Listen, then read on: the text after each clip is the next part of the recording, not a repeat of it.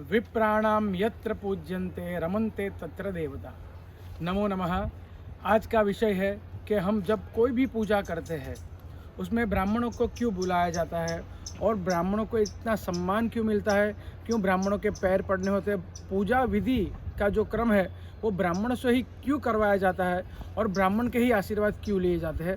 बहुत सारे ब्राह्मणों को लेकर प्रश्न है, आज उसके बारे में हम चर्चा करेंगे। बहुत सारे पुराणों में, हमारे वेदों में भी ब्राह्मणों के बारे में बताया है।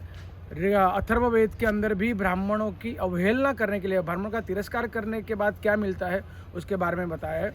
और ब्राह्मण जो शब्द है, ब्राह्मण की बात है, वो व्याख्या सब जानते हैं, आपको गूगल पे भी मिल जाएगी। हम आज तत्व के बारे में बात करेंगे कि ब्राह्मणों को प्रणाम करने से, ब्राह्मण से ही क्यों पूजा करवाई जाती है, उसके बारे में बात। ब्राह्मणातिक्रमो नास्ति विप्रा वेद विवर्जिता, माने हर एक व्यक्ति अलग अलग इच्छा रखता है, परंतु ब्राह्मण एक ऐसा व्यक्ति है जो सम्मान का भूखा है, जिसको सम्मान देते ही वो आपके लिए जान भी दे सकता है और वो उसको केवल सम्मान का वो भूखा है, इसलिए ब्राह्मण पूजनीय है। दूसरी एक चीज़, ब्राह्मणस्य मुखमासीत बाहु, आपने सुना ही है।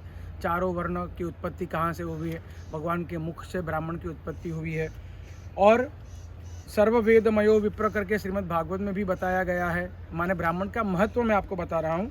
शतपथ ब्राह्मण है, पाराशर स्मृति है, भगवत गीता में भगवान ने ब्राह्मणों के कर्म के बारे में भी बताया। चातुर्वर्णम मया सृष्टम से लेके उन्होंने उसके बारे में भी भगवान ने अर्जुन को उपदेश दिया था, भगवत गीता में बताया। फिर दूसरा एक पुराणों में बताया है, देवाधीनम जगत सर्वम मंत्राधीनश्च देवता, ते मंत्रा ब्राह्मणाधीना तस्मात् ब्राह्मण देवता।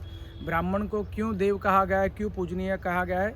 देवाधीनम जगत सर्वम, ये जगत पूरा देव के अधीन है, दैवीय तत्व और देव के अधीन है। फिर कहा गया है मंत्राधीनश्च देवता, और देव है वो मंत्रों के अधीन है। और वो मंत्र किसके अधीन? ते मंत्रा ब्राह्मणाधीन, वो मंत्र ब्राह्मणों के अधीन है। ब्राह्मण वेद के मंत्र पढ़ते हैं तो उसके भगवान उसको स्वीकार करते हैं। ते मंत्रा ब्राह्मणाधीना तस्मात् ब्राह्मण देवता, इसलिए ब्राह्मण की पूजा होती है। मैं आपको एक चीज़ बता दूं, ब्राह्मण कोई भी हो, वो वेद पढ़ता हो या ना पढ़ता हो, वो सम्माननीय है, पूजनीय है। और ब्राह्मण आपके घर जो अनुष्ठान पूजन करवाने आते हैं, वो ब्राह्मण की उपस्थिति से ही आपके कार्य पूर्ण हो जाते हैं। और अगर ब्राह्मण आपके लिए प्रार्थना करता है तो देव को भी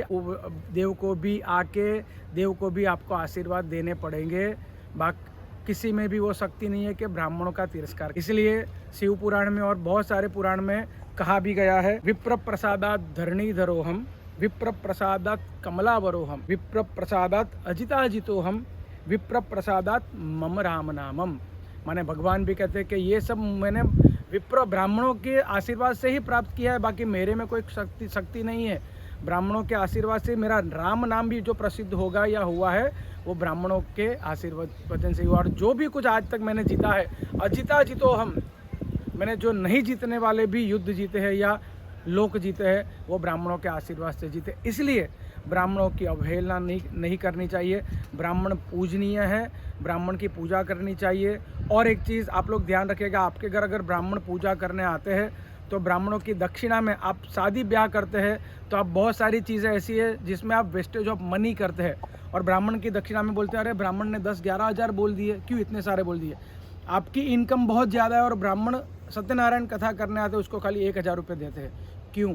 साल में एक बार आप करवाते हैं तो भी आप ब्राह्मण की दक्षिणा के ऊपर प्रश्न आ जाता है। शादी ब्याह में आप 15-20 लाख, 50-60 लाख के डेस्टिनेशन वेडिंग करेंगे या 1-2 करोड़ की वेडिंग करेंगे, परंतु ब्राह्मणों को जब देने की बात आती है ना, तब हम लोग सब संकुचित मन के हो जाते हैं। तो इसलिए मेरी एक विनती है कि ब्राह्मण अगर 100 मांगे तो 200 दीजिए, ब्राह्मण 500 मांगते हो तो 1000 दीजिए, क्योंकि आपको वो दक्षिणा दी हुई आपको 4 गुनी होके वापस मिल ही जाएगी।